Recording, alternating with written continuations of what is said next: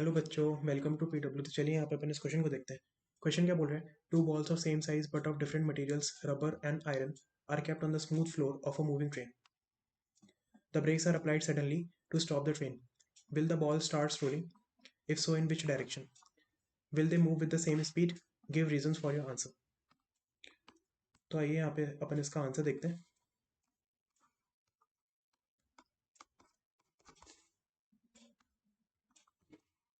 देखो, मान लो ये एक ट्रेन का फ्लोर है, ठीक है। इसके ऊपर दो बॉल्स रखी हुई है, एक बॉल तो आयरन की है और एक बॉल रबर की है। यहाँ पे मैं इसको अलग कलर से शो कर देता हूँ, कंफ्यूज मत होना।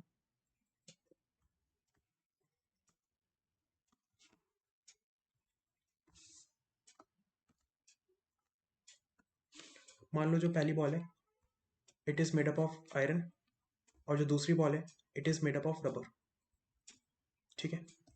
जो ट्रेन है that is moving with a constant velocity. अब क्या करा, थोड़ी देर के बाद अपन ने ब्रेक अप्लाई कर दिए।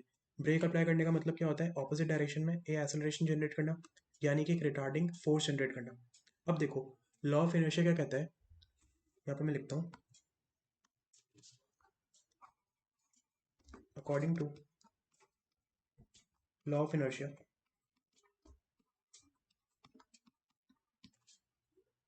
bodies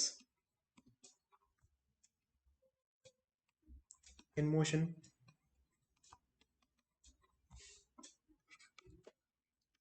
tend to remain in motion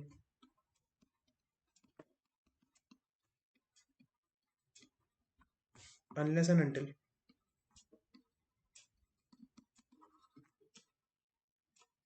any external force is applied.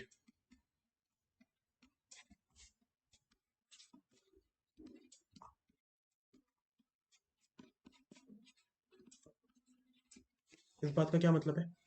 इस बात का ये मतलब है कि अगर कोई बॉडी मोशन में है तो वो मोशन में ही रहना चाहिए जब तक कि अपन उसके ऊपर कोई एक्सटर्नल फोर्स नहीं लगाएंगे। यहाँ पे अपन ने क्या करा, इसके ऊपर एक्सटर्नल फोर्स लगा दिया। तो अब एक्सटर्नल फोर्स लगा है तो वो उसका इफेक्ट इन बॉल्स पर भी पड़ेगा, और उसका इफेक्ट जो है वो इस ट्रेन के कोच पर भी पड़ेगा। ट्रेन के कोच पर तो पड़ ही रहा है, उसकी वेलोसिटी धीरे धीरे कम हो रही है। बट ये जो बॉल्स है, बॉल क्या करेगी, इस चीज़ को रेजिस्ट करना चाहेगी। वो उनकी वेलोसिटी अभी आगे की डायरेक्शन में थी, तो वो ये चाहेगी कि हमारे जो मोशन में कोई भी रुकावट नहीं है, ठीक है।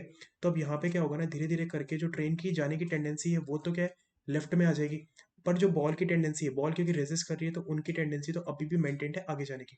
तो ट्रेन आप एक तरह से मान सकते हो, ट्रेन की टेंडेंसी लेफ्ट में जाने की है, बॉल की टेंडेंसी राइट में जाने की है। तो अपन को नेट क्या दिखेगा? अपन को नेट ये दिखेगा कि जो दोनों बॉल्स हैं ये आगे की डायरेक्शन में है ना रोल करना स्टार्ट कर देंगी।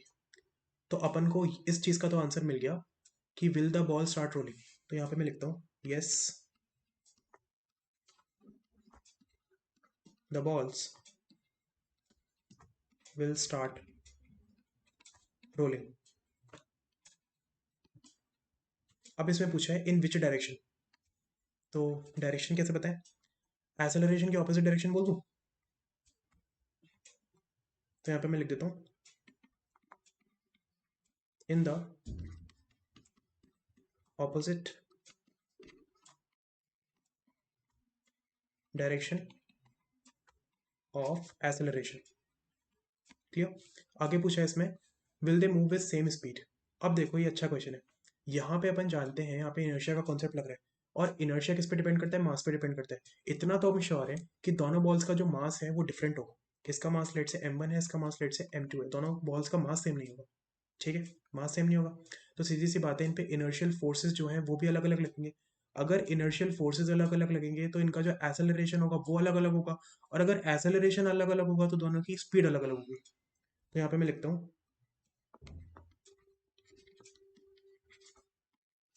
inertial forces will be different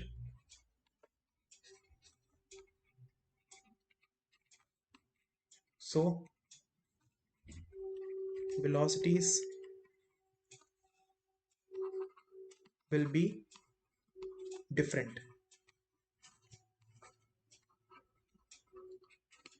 तो यहाँ पे ये सेम स्पीड से नहीं चलेंगे, ये चलेंगे with different speed. So I hope the question is clear. Thank you.